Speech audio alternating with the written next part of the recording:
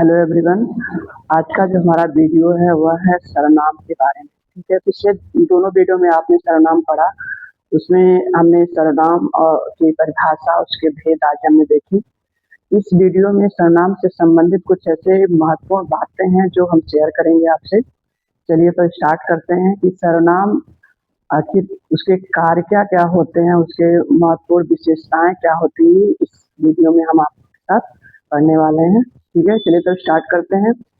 पहला पॉइंट है कि सर्वनाम संज्ञा शब्दों के बार बार प्रयोग से बचाता है तथा भाषा को सुंदर बनाता है। ये सबसे महत्वपूर्ण काम है सर्वनाम का, कि वह सर्वनाम के बार बार रिपीटिशन यानी उसके बार बार पुनरुक्त दोष को दूर करता है और वह भाषा को और भी खूबसूरत या सुंदर या प्रवाहयुक्त बनाता है। ठीक है, दूसरा पॉइंट है सर्वनाम पास या दूर की वस्तु के बारे में भी बताता है। यानी अगर सर्वनाम का प्रयोग ना करें तो हमें पता ही नहीं चलेगा कि कौन सी वस्तु दूर है, कौन सी पास, यानी उसका बोध हमें नहीं हो सकता है। तो सर्वनाम यह भी काम करता है कि किसी संज्ञा का जो दूर है या फिर पास है उसके बारे में हमें बताता है। जैसे वह हो गया, यह हो गया, वह होता है दूर के लिए, यह पास के लिए प्रयोग होता है। दूसरा है सर्वनाम निश्चित और अनिश्चित व्यक्ति या वस्तु के विषय में भी बताता है। ये जैसे बाहर कोई खड़ा है, ठीक है, या फिर कुछ सामान गिरा पड़ा है, ठीक है, इस तरह के जो निश्चित अनिश्चित चीजें होती हैं उसके बारे में भी सर्वनाम हमें बताता है। उसके बाद फोर्थ पॉइंट है सर्वनाम समूह का भी बोध कराता है। सर्वनाम के माध्यम से किसी समूह का भी बोध होता है, जैसे सब, ठीक है, सब लोग बैठे हैं, सबका विचार क्या है, ठीक है, तो ये समूहवाचक जो सर्वनाम है उसके द्वारा हमें समूह का बोध होता है। फिफ्थ नंबर है सर्वनाम का प्रयोग आदर व्यक्त करने के लिए भी होता है। यानी हमें सर्वनाम यह बताता है कि किसके प्रति हमें आदर व्यक्त करना है, किसके प्रति नहीं करना है। जैसे अब इंग्लिश में आप देख सकते हैं यू का प्रयोग चाहे बड़े हो या छोटे हो सबके लिए प्रयोग होता है, लेकिन हिंदी में क्या होता है, छोटे के लिए तुम प्रयोग होता है और बड़े के लिए आपका, यानी आदर देने के लिए उनका प्रयोग हम करते हैं। ठीक है, उसके बाद आता है 6 नंबर जिज्ञासा प्रकट करने का भी कार्य करता है। जिज्ञासा का मतलब जानने की इच्छा, ठीक है, वो भी प्रकट करता है। जैसे क्वेश्चन मार्क, जो हम क्वेश्चन वाले शब्द यूज करते हैं, प्रश्नवाचक शब्द यूज करते हैं, उसके लिए प्रयोग किया जाता है। जैसे कौन, ठीक है, बाहर कौन है, तो हमें जिज्ञासा होती है कि आखिर कौन खड़ा है बाहर, यह क्या है, मान लिया कोई हमें उपहार दे रहा, उसमें क्या चीजें हैं, ये जिज्ञासा प्रकट करने वाले जो प्रश्नवाचक शब्द होते हैं, सर्वनाम होते हैं, उसका प्रयोग करते हैं। ठीक है, 7 नंबर है सर्वनाम के कारकीय रूपों में संबोधन कारक नहीं होता है। जो सर्वनाम शब्द होते हैं वो सारे कारकों में बटे होते हैं, यानी आप कारक को जानते हैं कि कर्ता, ये सारे 8 कारक होते हैं, लेकिन संबोधन कारक जो सबसे नीचे होता है, नहीं पुकारने वाला, वो सर्वनाम में प्रयोग नहीं होता है। उसके बाद है सर्वनाम लिंग के अनुसार परिवर्तित नहीं होता, परंतु संबंध कारक का के ही से सर्वनाम प्रभावित होता है। ठीक है, यानी कारक सर्वनाम पे जो है कारकों का कोई प्रभाव, लिंगों का कोई प्रभाव नहीं पड़ता है। लेकिन जैसे ये विकारी शब्द है, जैसे संज्ञा हो गया, और ये सर्वनाम क्रिया विशेषण विकारी होते हैं, यानी इसमें चेंज आते हैं। लेकिन सर्वनाम में जो है क्या लिंगों का कोई ज्यादा प्रभाव नहीं पड़ता है, क्योंकि इसमें वह का प्रयोग हम पुल्लिंग के लिए भी कर सकते हैं और स्त्रीलिंग के लिए भी कर सकते हैं। लेकिन जो संबंध कारक जब हम का के ही का प्रयोग करते हैं उसमें कुछ चेंज आता है। जैसे उसका पुत्र, ठीक है, यानी ये पुल्लिंग, उसकी पुत्री यानी स्त्रीलिंग। ठीक है, यानी कारक चिन्ह में जो संबंध कारक है उस वह जब किसी सर्वनाम के साथ जब प्रयोग होता है तब उसमें कुछ चेंज आते हैं, यानी पुल्लिंग स्त्रीलिंग का प्रभाव वहां पे देखने को मिलता है। उसके बाद है अनिश्चयवाचक सर्वनाम कुछ परिमाण और संख्या दोनों को बताता है।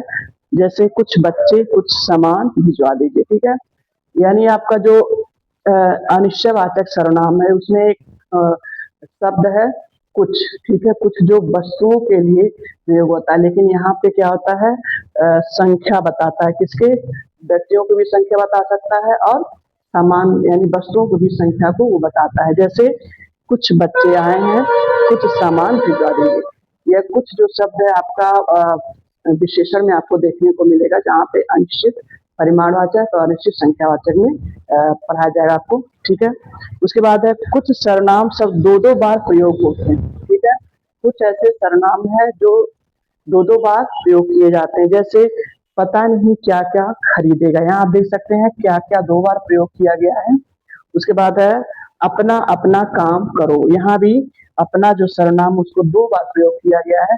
कुछ सर्वनाम ऐसे होते हैं जो दो दो बार प्रयोग किए जाते हैं। ठीक है, फिर है कभी कभी भिन्न सर्वनाम भी एक साथ आते हैं, यानी कुछ सर्वनाम ऐसे होते हैं जो अलग अलग होते हैं लेकिन वह भी साथ में प्रयोग किए जाते हैं। जैसे जो कुछ कहना हो जल्दी कहो, यहाँ पे जो और कुछ, ठीक है, दो सर्वनाम जो अलग अलग है वह एक ही वाक्य में प्रयोग किया गया है।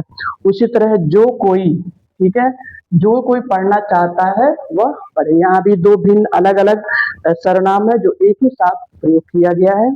उसके बाद है आप सर्वनाम को छोड़कर सभी सर्वनामों के दो दो रूप मिलते हैं, यानी जो आप सर्वनाम है वो हमेशा उसको अगर छोड़ दिया जाए तो उसके को, ठीक है, को आपका क्या है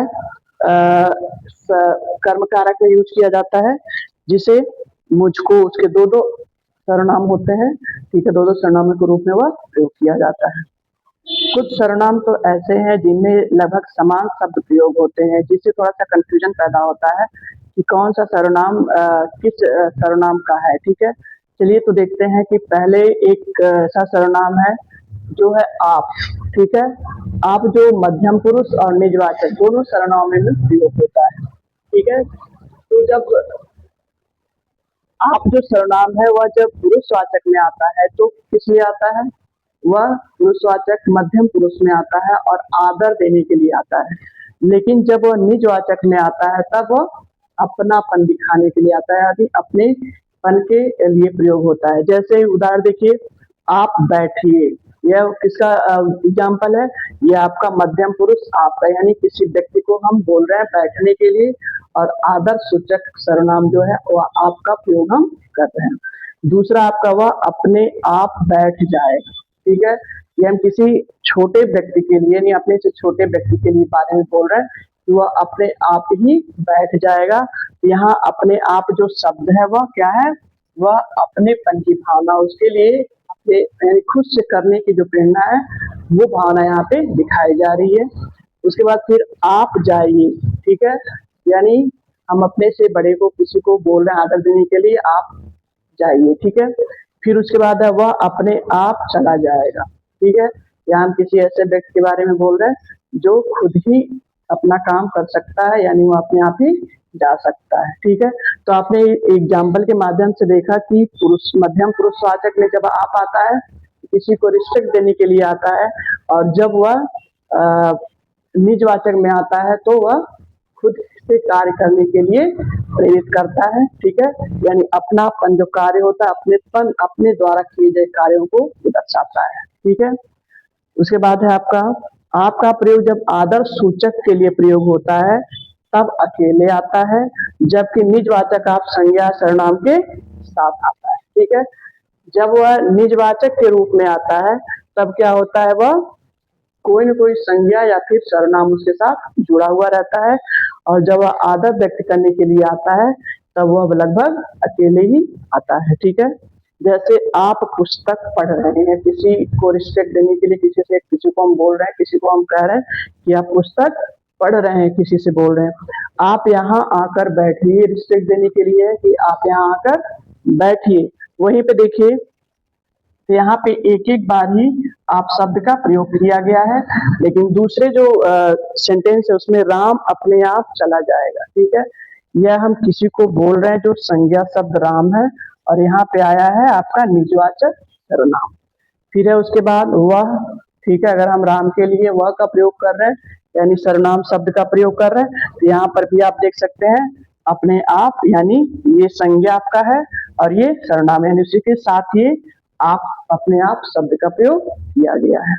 इसी तरह एक सर्वनाम शब्द और है, और वह है वह।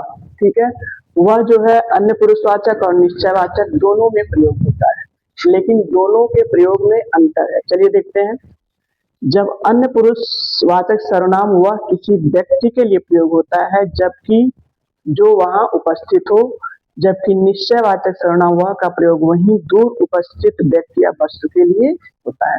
पहली चीज तो आप ये देखिए कि पुरुषवाचक जो सर्वनाम होते हैं, जैसे उत्तम पुरुष, मध्यम पुरुष और अन्य पुरुष, ये किसी भी व्यक्ति के लिए प्रयोग होता है, यानी प्राणीवाचक व्यक्ति के लिए प्रयोग होता है।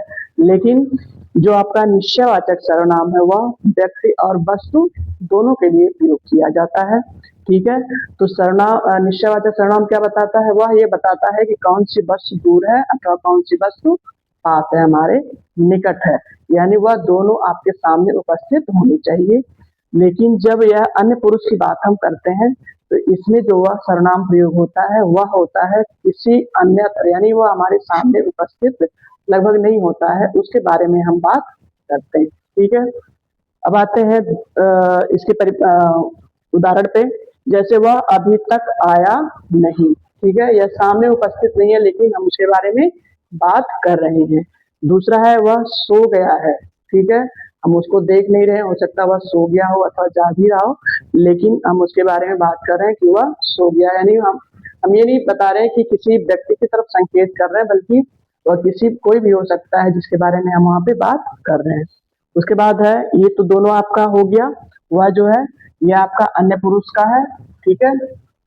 और दूसरा एग्जाम्पल देखते हैं, वह पेड़ मैंने लगाया है, ठीक है, और वह पुल बहुत ऊंचा है, ठीक है। यहाँ पे जो आप देख रहे हैं निश्चयवाचक सर्वनाम है, ठीक है, तो यहाँ पे आप देख रहे हैं कि दोनों में जो है किसी न किसी वस्तु की तरफ हम इशारा कर रहे हैं या संकेत करके बता रहे हैं कि वह जो है क्या चीज है। जैसे पेड़ है, ठीक है, पुल है, तो ये हमसे दूर है लेकिन वो हमें दिखाई दे रही है और वहाँ पे उपस्थित भी है, ठीक है। तो आपने देखा कि कैसे दोनों के प्रयोग में अंतर है, ठीक है। अगर आपको कोई डाउट लग रहा है तो कमेंट जरूर करिए और लाइक और शेयर जरूर करिए। सबका बहुत बहुत धन्यवाद वीडियो देखने के लिए। मिलते हैं अगले वीडियो में।